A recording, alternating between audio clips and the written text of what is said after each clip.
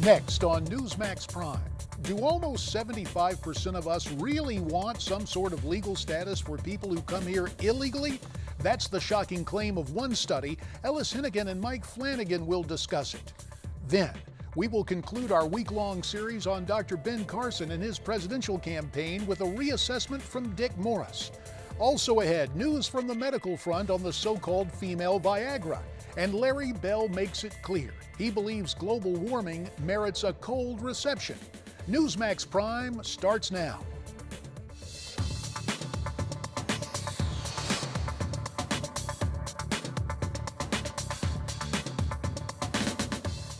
Good evening and welcome to the Friday edition of Newsmax Prime. I'm J.D. Hayworth. Of prime interest tonight, border politics. The IRS confirms it will extend tax refunds to illegals. Hillary Clinton wants to expand voting access, opening the polls for at least 20 days. And Rick Perry opened his 2016 campaign with a clear message about securing the border. If you elect me your president, I will secure that border. Homeland security begins with border security. The most basic compact between a president and the people is to keep the country safe. The great lesson of history is that strength and resolve bring peace and order, and weakness and vacillation invite chaos and conflict. I'm joined now here on the anchor desk by Miranda Kahn, and joining us from Newsmax New York, noted TV and radio commentator Ellis Henican, while from Newsmax Washington, we welcome in my old congressional colleague from Illinois, Michael Patrick Flanagan. Now, we just heard Rick Perry during his presidential announcement stressing the importance of border security, but as Republican candidates talk tough on immigration and border security, Miranda, some surprising numbers out on public opinion.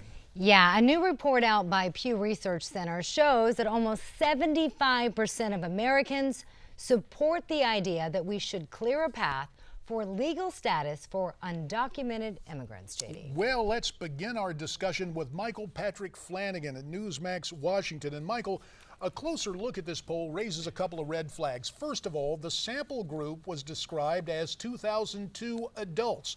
No self-screening as to their status, citizens or voters, or lawful immigrants or illegal aliens. Moreover, the questions begin by discussing attitudes toward immigration and immigrants. Only later is the word undocumented added into this mix. Was Pew conducting this survey using stinky methodology?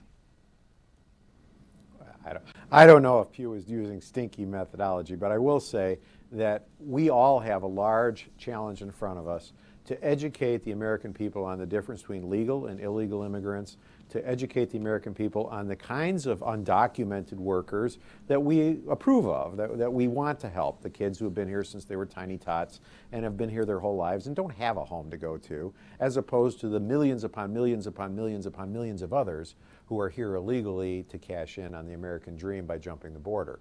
And we don't draw those distinctions very well, and we need to start talking about it that way so that we can focus the right opinion to the folks that we believe have merit, and of course protect the legal immigration and the folks who work their way to this country that we approve of so heartily.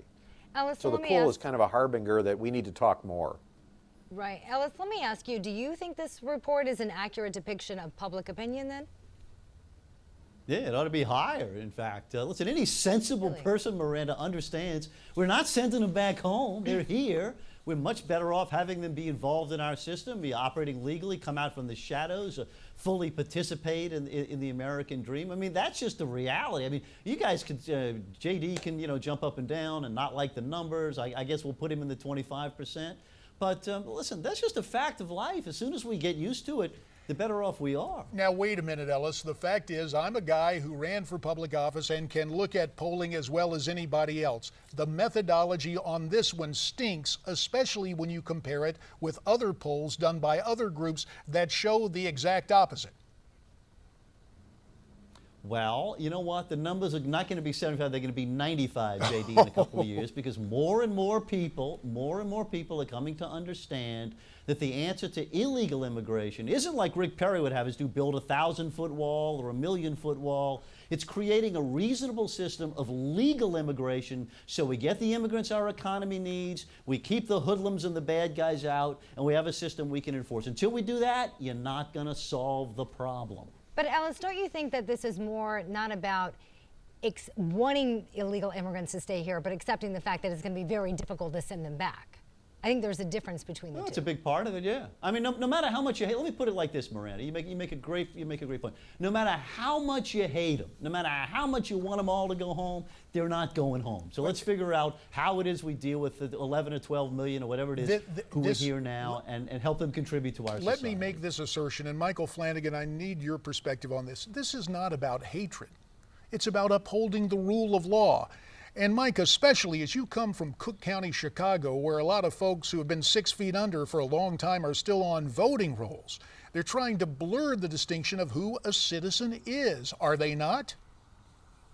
I agree. And as for voting in Chicago, I've been in Washington for almost 15 years. I'm sure I'm still voting in Chicago. And by the way, I probably became a Democrat, too, while I was there.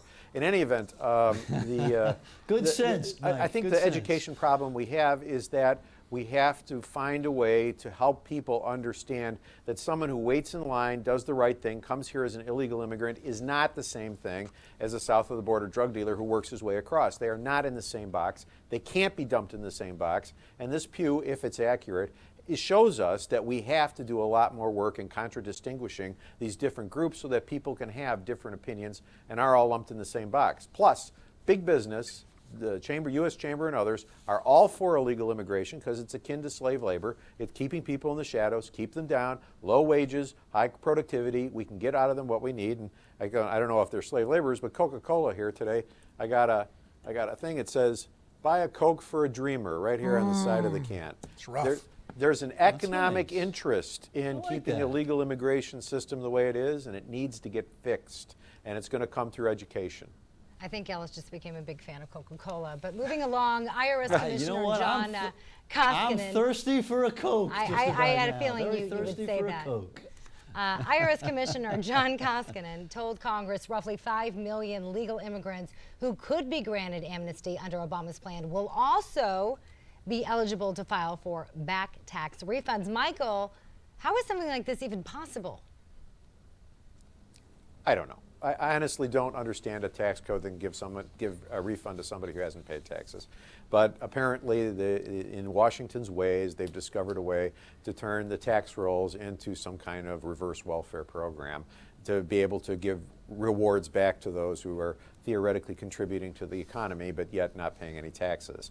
It's only in Washington can something like that make sense, I'm sorry to say, and I hope that we can find our way around that. Yeah, Ellis, very curious. It's the Earned Income Tax Credit. How do you earn a tax credit when you come here illegally and try to evade and give false information to get employed in the first place?